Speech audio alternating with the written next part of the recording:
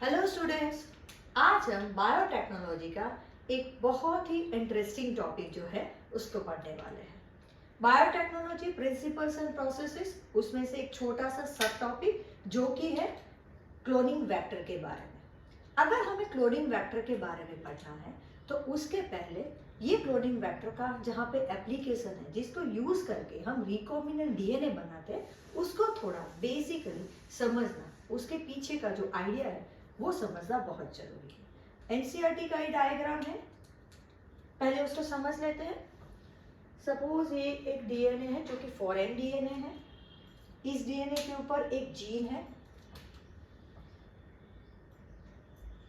ये जीन जिसको हम बोलते हैं डिजायर जीन या जीन ऑफ इंटरेस्ट। मान के चलिए कि कोई एक पर्सन है जिसको डायबिटीज है।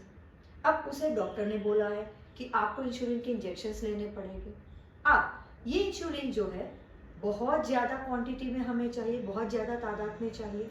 अब उसकी खुद की बॉडी में तो इंसुलिन बन नहीं रहा है और बाहर से भी इतनी ज़्यादा इंसुलिन नेचुरली बनाना तो बहुत डिफिकल्ट है। तो हम क्या करेंगे, हम जो है रिकॉम्बिनेंट डीएनए टेक्नोलॉजी की हेल्प लेंगे। तो उसके एग्जाम्पल को लेते हुए मान के चलिए कि ये जो रेड कलर का हमारा जीन ऑफ इंटरेस्ट है वो ऐसा जीन है जो इंसुलिन प्रोड्यूसिंग जीन है। मतलब ये जीन इंसुलिन का जो प्रोटीन है उसके लिए रिस्पॉन्सिबल है।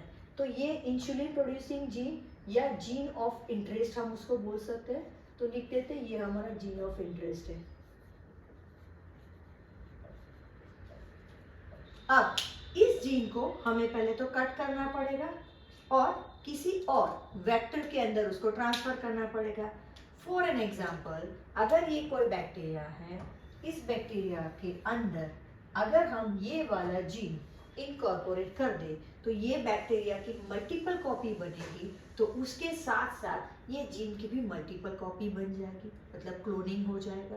ठीक है, तो इसीलिए इसके अंदर जो वेक्टर है उसको क्लोनिंग वेक्टर भी हम बोल सकते हैं। तो ये जो बैक्टीरियम है उसका खुद का ये क्रोमोसोमल डीएनए और इस क्रोमोसोमल डीएनए के सिवा एक और एक्स्ट्रा क्रोमोसोमल डीएनए है जो कि सर्कुलर है, सर्कुलर शेप में डबल स्ट्रैंडेड डीएनए है और सर्कुलर एक्स्ट्रा क्रोमोसोमल है जिसको हम बोलते हैं प्लाज्मिड। इसी का हम वेक्टर की तरह यूज करते हैं। तो ये हमारे पास आ गया वेक्टर, अभी तो पूरा क्लोज्ड है, सर्कुलर है, क्लोज्ड है, एक्स्ट्रा क्रोमोसोमल है, जिसको हम अभी लिख देते हैं वेक्टर। अब क्या करते हैं, दोनों को कट करते हैं with the help of the molecular scissor, और मॉलिक्यूलर सीजर का नाम है रिस्ट्रिक्शन एंडोन्यूक्लियस जो कि एक एंजाइम है। तो सपोज हमने यहाँ पे उसको एक सीजर से काट लिया, ये हमारी मॉलिक्यूलर सीजर हो गई, ये दो जगह पे काट लिया, स्पेसिफिक साइट पे कट करता है। सिमिलरली यहाँ पे भी सेम रिस्ट्रिक्शन एंडोन्यूक्लियस एंजाइम जो कि कट करेगा दो अलग अलग एंड पे। तो हमें मिलेगा ऐसा ये वेक्टर और ये कट किया हुआ पार्ट। ठीक है, उसी तरह इस तरफ हमें मिलेगा ये हमारा जीन ऑफ इंटरेस्ट। इतना ही हम फोकस करते हैं अभी तो हमें ये मिला। अब हमें क्या करना है, इस जीन ऑफ इंटरेस्ट को इस वेक्टर के अंदर इनकॉर्पोरेट करना है। ठीक है ना, तभी तो इस वेक्टर के साथ हम फिर से इसके इक्वलेंट के अंदर एंटर कर पाएंगे। तो सपोज ये जीन ऑफ इंटरेस्ट को वेक्टर के अंदर इनकॉर्पोरेट कर दिया। कैसे इनकॉर्पोरेट करेंगे, with the help of a enzyme. The name of enzyme is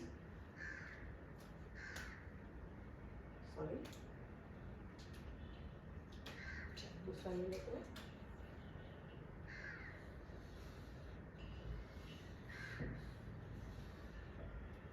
तो ये जो एंजाइम है जिसका नाम, जिसकी वजह से ये इसके अंदर इनकॉर्पोरेट हो गया, बाइंड हो गया, लिगेट हो गया, अटैच हो गया, रिकम्बाइंड हो गया, जिसको बोलते हैं डीएनए लाइगेज। तो दोनों को डीएनए लाइगेज के साथ रिएक्ट करवाया, डीएनए लिगेज या लाइगेज। और अब जो ये स्ट्रक्चर मिला हमें, इस स्ट्रक्चर को बोलते हैं रिकॉम्बिनेंट डीएनए। ये हमारा रिकम्बाइंड हो गया, उसका कॉम्बिनेशन नया बना, रिकम्बाइंड डीएनए। अब इसी डीएनए को हम इसके अंदर इनकॉर्पोरेट करवा देते हैं।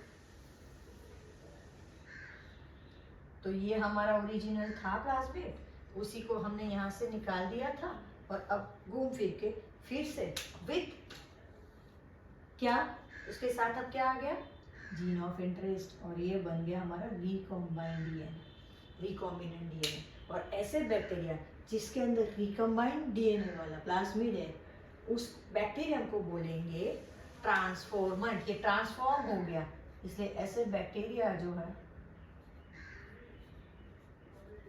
इसको हम बोलेंगे ट्रांसफॉर्मेंट बैक्टीरिया।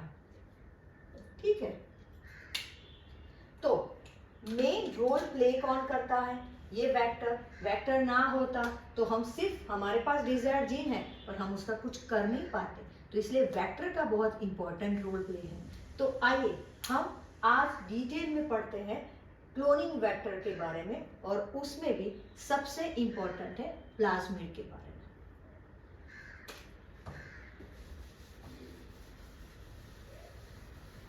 वेक्टर की तरह बहुत सारे डीएनए काम कर सकते हैं, जैसे कि प्लाज्मिड डीएनए है, या फिर ट्रांसपोजोन्स है, या फिर ऐसे डीएनए जो ऐसे बैक्टीरिया वायरसेस का डीएनए जिसको फाज बोलते हैं, बैक्टीरियोफाज, उसका भी हम यूटिलाइजेशन कर सकते हैं एज अ वेक्टर। बहुत सारे वेक्टर्स है। प्लाज्मिड को सबसे पहले डिस्कवर किया था विलियम हेस और रॉड्रिक्स ने 1952 में। तो ये जो प्लाज्मिड है उसमें से सबसे इंपॉर्टेंट प्लाज्मिड जो हम आज पढ़ने वाले हैं वो है प्लाज्मिड PBr322।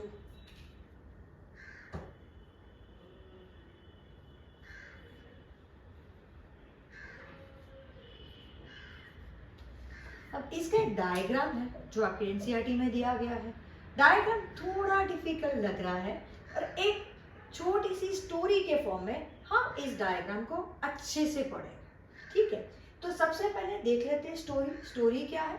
स्टोरी है दो सहेलियों की कहानी है, छोटी सी कहानी, पर ये कहानी वक्त के साथ बंधी हुई है। तो जब कहानी वक्त के साथ बंधी है तो वक्त तो घड़ी दिखाती है। तो आइए छोटी सी एक घड़ी ड्रॉ कर लेते हैं। सबसे पहले ये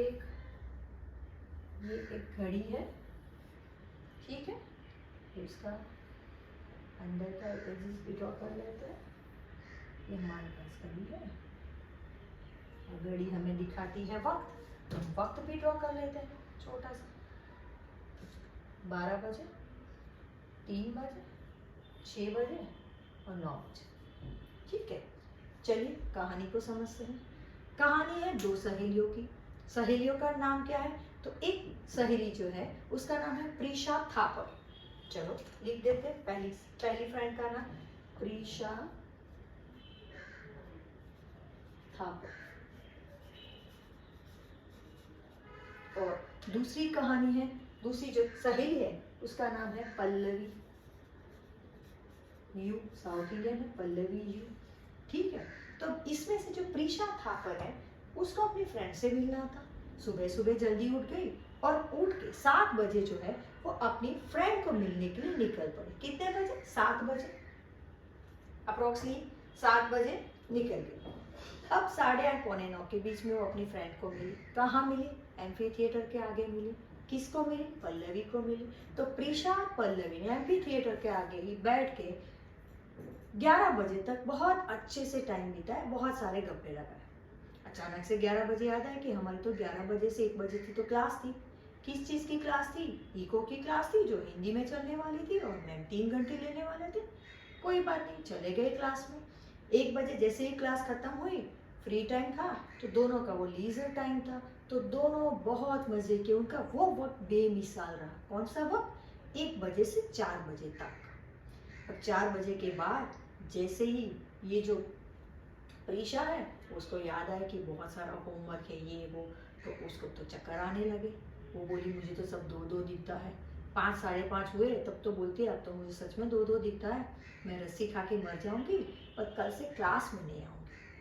ठीक है, बस यही छोटी सी कहानी। आइए अब इस स्टोरी को डीकोड करते हैं। कैसे स्टोरी को डीकोड करते हैं? 7 बजे प्रीशा थापर जो है अपनी फ्रेंड को मिलने के लिए उसने अपनी जर्नी ओरिजिनेट की। प्रीशा 7 बजे, ये 6 है तो अप्रोक्सीमेटली यहाँ पे ओरिजिनेट की जर्नी स्टार्ट की ORI साइड। और क्या है, कौन, किसने, प्रीशा थापर ने PST1। कितने बजे, लगभग 9 से 11, पौने 9 से 9 से 11 के बीच में वो अपनी फ्रेंड पल्लवी से मिली। कहाँ पे, एम्फी थिएटर के आगे। ठीक है, तो ये AMP एम्पिसिलिन रेजिस्टेंस साइट। कौन कौन मिला वहां पे, एक तो है प्रीशा थापर और दूसरी है पल्लवी उपाध्याय। अब उनको 11 बजे याद आया था, क्या याद आया था कि क्लास है, किस चीज की क्लास है, इको की क्लास है जो हिंदी में लेने वाली है मैम। तो सबसे पहले यहाँ पे इको R1, फिर क्लास है CLA1 जो कि मैम हिंदी में लेने वाली थी 3 घंटे तक, हिंद 3। 1 बजे तक ये क्लास चली, ये वाली क्लास जो है उनकी 11 से लगभग 1 बजे तक ये क्लास चली। 1 बजे से 4, 4:30 तक का जो वक्त था वो बेमिसाल रहा। मतलब यहाँ 3 है तो अप्रोक्सीमेटली यहाँ तक ये वक्त था वो उनका 1 से 4 तक मतलब लिख देते हैं टेट्रासाइक्लिन रेजिस्टेंट साइट बेमिसाल रहा। बेमिसाल का BAM, बाम H1 और साल1। और फिर क्या हुआ, 5, 5:30 हुए तब ये जो प्रीशा है उसे बोला मुझे 2 दिखते हैं, तो PST2। और फिर क्या बोला, रस्सी खा के मर जाओगे, रस्सी को हम बोलते हैं रोप, तो ये है ROP, रोप साइड। ठीक है, और यहाँ का कहानी खत्म भी हो गई बस। तो यही थी छोटी सी कहानी, किसकी, PBR 322 की। PBR 322 की ये कहानी थी जो खत्म हो गई। तो इस तरह से हम इजीली इस डायग्राम को याद रख सकते हैं। ठीक है, अब इसमें 2 चीजें हमें नोटिस करनी है। क्या चीज है, एक है ये एम्पिसिलिन रेजिस्टेंस साइट और एक है टेट्रासाइक्लिन रेजिस्टेंस। यही 2 साइट है जहां पे हम इनमें से किसी एक रिस्ट्रिक्शन एंडोन्यूक्लियस की साइट को यूज करके हुए हम हमारा जीन ऑफ इंटरेस्ट वहां पे ऐड कर देंगे। तो ये PBR 322 जो भी प्लाज्मिड है वो प्लाज्मिड वेक्टर की तरह इंपॉर्टेंट रोल प्ले करता है। ठीक है, इस वेक्टर को हम जीन टैक्सी भी बोलते हैं। जैसे टैक्सी कम्यूट करवाती है लोगों को एक जगह से दूसरी जगह जाने के लिए, उसी तरह ये प्लाज्मिड जो है वो भी जीन को कम्यूट करवाता है एक जगह से दूसरी जगह जाने के लिए। अब देखते हैं कि क्या स्टैंडर्ड कैरेक्टरिस्टिक्स होते हैं एक प्लाज्मिड के। मतलब ये जो प्लाज्मिड तो हमने पढ़ लिया कि ये क्या है ये वगैरह, पर स्टैंडर्ड प्लाज्मिड क्या होते हैं, सॉरी स्टैंडर्ड वेक्टर कौन सा होता है, वेक्टर के ऐसे कौन से कैरेक्टर है कि ये कैरेक्टर हो तभी हम उसको एज अ वेक्टर यूटिलाइज कर सकते हैं, स्टैंडर्ड वेक्टर, आइडियल वेक्टर बोल सकते हैं। तो आइडियल वेक्टर के कुछ कैरेक्टरिस्टिक्स हैं, चलो समझते हैं 1 by 1। एक तो वो साइज में छोटा होना चाहिए। ठीक है, सो कैरेक्टरिस्टिक्स ऑफ अ वेक्टर,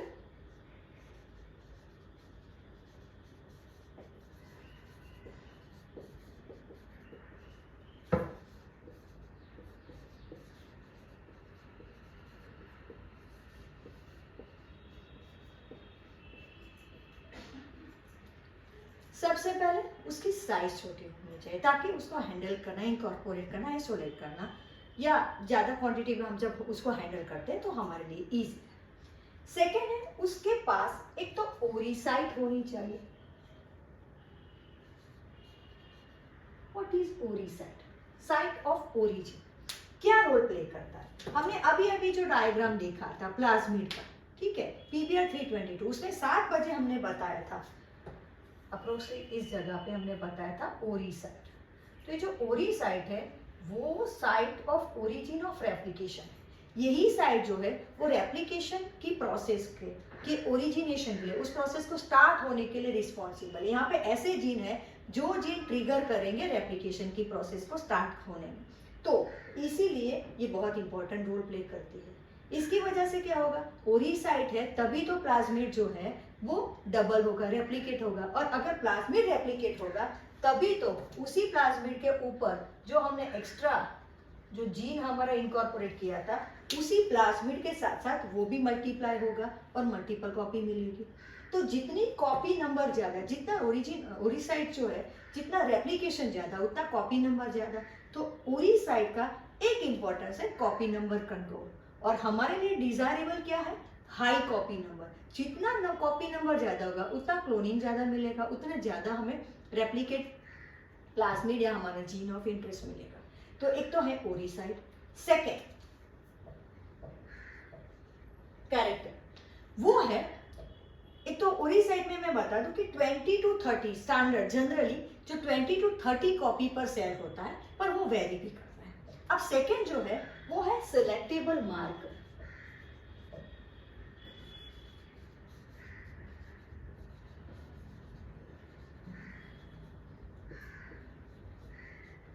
अब ये सिलेक्टेबल मार्कर क्या है, जैसे कि मैं अभी लिख रही हूँ, ठीक है, तो ये पेन है तो मार्कर पेन है।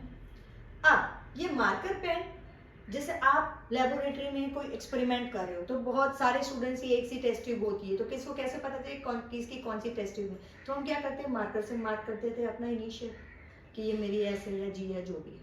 तो उसी तरह सिलेक्टेबल मार्कर जो है वो हमें हेल्प करता है to identify between transformant and non transformant. आप समझते हैं ट्रांसफॉर्मेंट मतलब क्या, नॉन ट्रांसफॉर्मेंट मतलब क्या। सिलेक्टेबल मार्कर जो है, सिलेक्टेबल मार्कर की तरह बहुत सारे जीन एक्ट कर सकते हैं, जैसे कि gene responsible for nitrogen fixation, gene responsible for tumour production, gene responsible for antibiotic resistance, antibiotics like tetracycline, ampicillin, chloramphenicol, बहुत सारे। ठीक है, तो यहाँ पे हमने देखा कि इस जगह पे एम्पिसिलिन रेजिस्टेंट साइट थी और यहाँ पे जो थी वो टेट्रासाइक्लिन रेजिस्टेंट साइट थी। तो जो एम्पिसिलिन रेजिस्टेंट साइट और टेट्रासाइक्लिन रेजिस्टेंट साइट, ये दो साइट हो गई हमारी सिलेक्टेबल मार्कर। आइडियल वेक्टर के अंदर मिनिमम 2 एंटीबायोटिक रेजिस्टेंट साइट होनी चाहिए। किस तरह से हेल्प करती है टू डिस्टिंग्विश बिटवीन, मतलब आइडेंटिफाई करवाती, अलग करवाती है ट्रांसफॉर्मेंट और नॉन ट्रांसफॉर्मेंट को। तो समझ लेते हैं पहले उसको कि ट्रांसफॉर्मेंट और नॉन ट्रांसफॉर्मेंट क्या है। एक कल्चर है जिसके अंदर हमने बहुत सारे प्लाज्मिड जो कट किए हुए डाल दिए हैं इसी टेस्ट ट्यूब में, और उसके साथ साथ हमने हमारा जीन ऑफ इंटरेस्ट भी बहुत सारा डाल दिया है। ये हमारा सपोज जीन ऑफ इंटरेस्ट है। अब इसमें से कुछ प्लाज्मिड इस जीन ऑफ इंटरेस्ट को एक्सेप्ट करेंगे, कुछ नहीं करेंगे। तो मतलब हमारा जो डिजायर्ड जीन है कुछ प्लाज्मिड के साथ इनकॉर्पोरेट होगा, कुछ प्लाज्मिड के साथ वो बाइंड ही नहीं करेगा, उसके साथ लगेगा ही नहीं, ऐसे ही पड़ा रहेगा। तो जिस प्लाज्मिड के अंदर हमने पहले से प्लाज्मिड को ब्लैक कलर से लिया, तो अभी फिर से हम ब्लैक ही लेते हैं, और इसके ऊपर ये हमारा जीन ऑफ इंटरेस्ट आ गया। और दूसरा प्लाज्मिड है जिसके ऊपर हमारा जीन ऑफ इंटरेस्ट नहीं लगा, वो ऐसे का ऐसे ही है। तो जिसके अंदर फॉरेन डीएनए आ गया, ये हो गया ट्रांसफॉर्मेंट या रिकॉम्बिनेंट प्लाज्मिड, क्योंकि इसका कॉम्बिनेशन चेंज हो गया। सो ये हमारा है ट्रांसफॉर्मेंट, मतलब जिस बैक्टीरिया के अंदर ये वाला प्लाज्मिड होगा वो बैक्टीरिया होगा ट्रांसफॉर्मेंट, और ये जीन प्लाज्मिड जिसके अंदर होगा वो होगा नॉन ट्रांसफॉर्मेंट।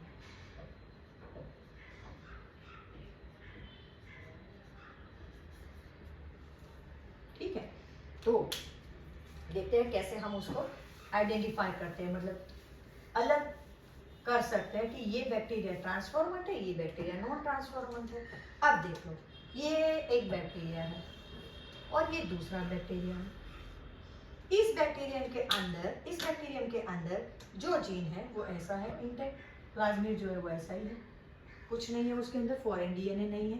ठीक है, और दूसरा जो बैक्टीरियम है उसके अंदर ये उसका प्लाज्मिड तो है, पर इस प्लाज्मिड की जो टेट्रासाइक्लिन रेजिस्टेंट साइट है उस तरफ ये फॉरेन डीएनए कॉर्पोरेट हो गया, तो ये वाला हमारा है वो ट्रांसफॉर्मेंट है। हमारा रेड कलर का जो जीन ऑफ इंटरेस्ट है उसके अंदर आ गया है, और यहाँ पे कोई हमारा जीन ऑफ इंटरेस्ट, कोई फॉरेन डीएनए नहीं है, तो ये जो है वो हमारा नॉन ट्रांसफॉर्मेंट है।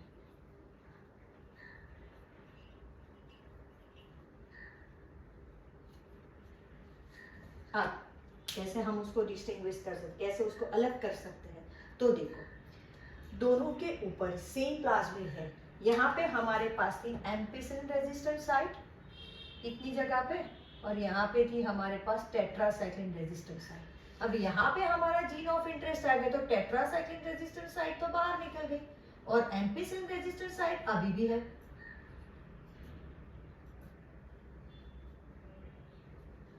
तो जब इन दोनों को हम किसी मीडियम के अंदर, जिसके अंदर एम्पिसिलिन एंटीबायोटिक एडेड है, उस मीडियम में ग्रो करेंगे, तो क्या होगा? सपोज ये कोई मीडियम है जिसके अंदर ampicillin antibiotic, ampicillin containing medium,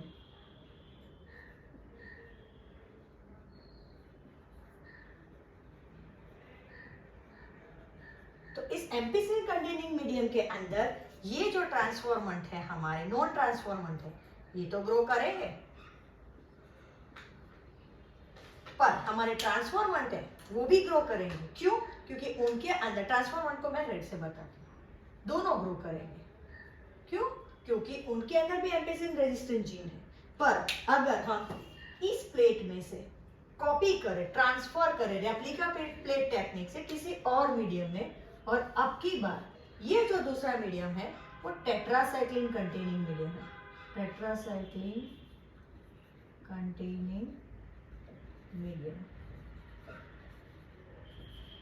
तो टेट्रासाइक्लिन कंटेनिंग मीडियम वाले में अब जब हम इसी में से ट्रांसफर करेंगे रेप्लिका प्लेट टेक्निक से, जिसको हम डिटेल में फिर पढ़ सकते हैं बाद में, तो क्या होगा कि सिर्फ नॉन ट्रांसफॉर्मेंट ही ग्रो होगी। ये है तो यहाँ पे कॉलोनी आएगी, ये वाली कॉलोनी, ये वाली कॉलोनी। तो जब कंपेयर करेंगे तो पता चलेगा कि ये 4 कॉलोनी मिसिंग है, मतलब यहाँ पे जो कॉलोनी थी वो ट्रांसफॉर्मेंट की थी। तो इस तरह से ये जो रेजिस्टेंट साइट है, वो रेजिस्टेंट साइट हमें हेल्प करती है to distinguish between transformant and non transformant, और ये इंपॉर्टेंट कैरेक्टर है किसी वेक्टर का, इसीलिए सिलेक्टेबल मार्कर बहुत जरूरी है।